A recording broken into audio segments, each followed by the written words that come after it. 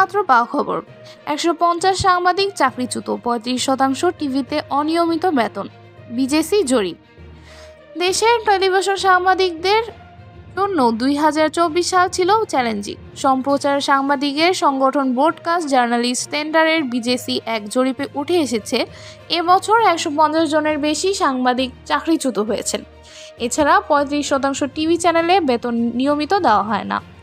জরিপের তথ্য মতে 79% কর্মীর নেই স্বাস্থ্য বীমা, জীবন বীমা নেই 72%।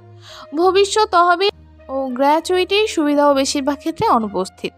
সম্মেলনে প্রবীণ সাংবাদিক শফিক রহমান বলেন, সাংবাদিকদের স্বাধীনতা রক্ষার দায়িত্ব তাদের নিজেরই।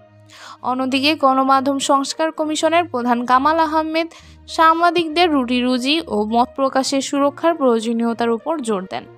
সংস্কার, সুরক্ষা ও স্বাধীনতা, এই প্রতিপাদ্য নিয়ে আয়োজিত এই সম্মেলনে বক্তারা সাংবাদিকদের পেশাগত নিরাপত্তা ও কল্যাণ নিশ্চিত করার আহ্বান জানান।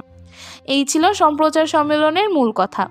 টেলিভিশন সাংবাদিকতার এই পরিস্থিতি উত্তরণের জন্য সমাধানের পথ কী হতে পারে, সেটাই এখন বড় প্রশ্ন। আর সংবাদের আপডেট পেতে আমাদের চ্যানেলটি সাবস্ক্রাইব করে রাখুন। ধন্যবাদ।